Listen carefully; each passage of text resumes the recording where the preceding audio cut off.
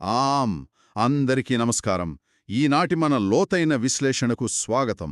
ఈరోజు మనం పరిశీలించబోయే ఆసక్తికరమైన అంశం ఏంటంటే మన తెలుగు వ్యాకరణంలోని ఎడాగమ సంధి.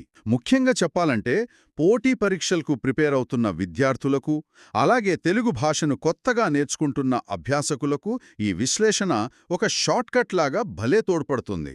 సంధి లేని చోట స్వరంబు కంటే పరంబైన స్వరంబునకు ఎడాగమంబుగు అని ఉందందులో. వినడానికి ఏదో పెద్ద మంత్రంలా అనిపిస్తోంది కదూ, కాని దీని ఆంతర్యం చాలా సింపుల్ అండి. ఇక్కడ స్వరం అంటే అచ్చు, అంటే రెండు అచ్చుల మధ్య సంధి జరగని చోట రెండవ అచ్చుకు ముందు, అంటే అచ్చు తర్వాత ఉన్న అచ్చునకు ముందు యకారం వస్తుందన్నమాట. ఎగ్జాక్ట్లీ, అక్షరం యా వచ్చి ఆగమంగా చేరుతుంది. అసలు ఈ ఎడాగమనంటే ఏంటో ఆ పదవిచ్ఛేదన చేసి చూస్తే యట్ ప్లస్ ఆగమము, ఎడాగమము అని తెలుస్తోంది. ఇక్కడ ఈ ఆగమము అనే కాన్సెప్ట్ నాకు భలే నచ్చింది. వ్యాకరణంలో ఆగమము అంటే ఒక అక్షరం మిత్రుని వలె సంధిలో వచ్చి చేరడం. మిత్రుని వలె వచ్చి చేరడం అనే పోలిక చాలా బాగుంది. అసలు పక్కనున్న అక్షరాలను ఏమాత్రం ఇబ్బంది పెట్టకుండా ఈ యకారం స్నేహితుడిలా వచ్చి కూర్చుంటుంది. అంతేగా, ఈ సూత్రాన్ని ఉదాహరణల ద్వారా స్పష్టంగా అర్థం చేసుకోవచ్చు. ముందుగా మా ప్లస్ అమ్మ ఏమవుతుంది? రెండు అచ్చులు పక్కపక్కనొచ్చినప్పుడు ఆ య వచ్చి చేరి మాయమ్మ అవుతుంది. కరెక్ట్. అలాగే మీ ప్లస్ ఇల్లు కలిపితే మీ ఇల్లు అవుతుంది. మాకి ఊరు కలిపితే మాయూరు అవుతుంది. ఇక్కడ గమనించాల్సిన ఆసక్తికరమైన విషయం ఒకటుంది. రెండు అచ్చుల మధ్య సంధి లేనప్పుడు ఈ యకారం ఒక వంతెనలాగా ఎలా పనిచేస్తుందో. అవును, వంతెనలాగానే. ఇందుకు మంచి ఉదాహరణ ఇదిగో ప్లస్ ఇమ్ము.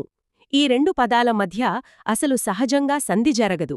అవి కలవడానికి మొరాయిస్తున్నప్పుడు ఈ యా అనే మిత్రుడు ఒక వంతెనలా మారి ఆ రెండు అచ్చుల మధ్య నిలబడతాడు కదా. ఖచ్చితంగా. దాంతో అది ఇదిగో ఇమ్ముగా మారుతుంది. పలకడానిక్కూడా ఎంతో సహజంగా అనిపిస్తుంది. ఇప్పుడు చాలా స్పష్టంగా అర్థమైంది.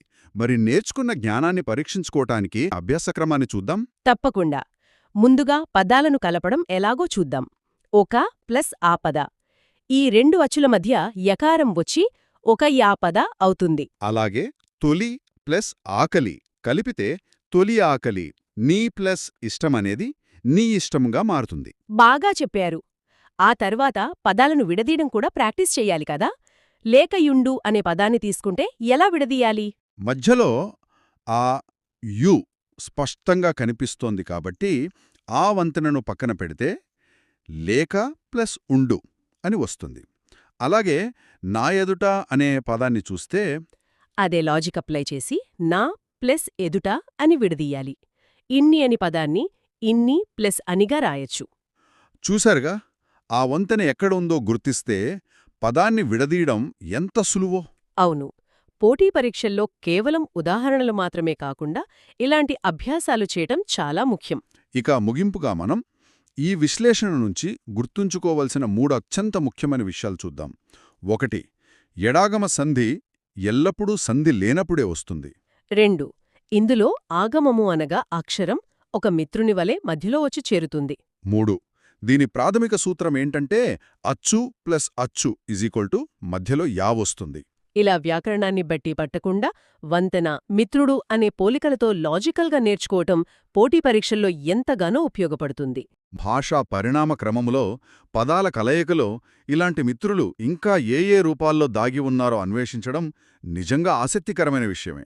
మరో లోతైన విశ్లేషణలో మళ్ళీ కలుద్దాం.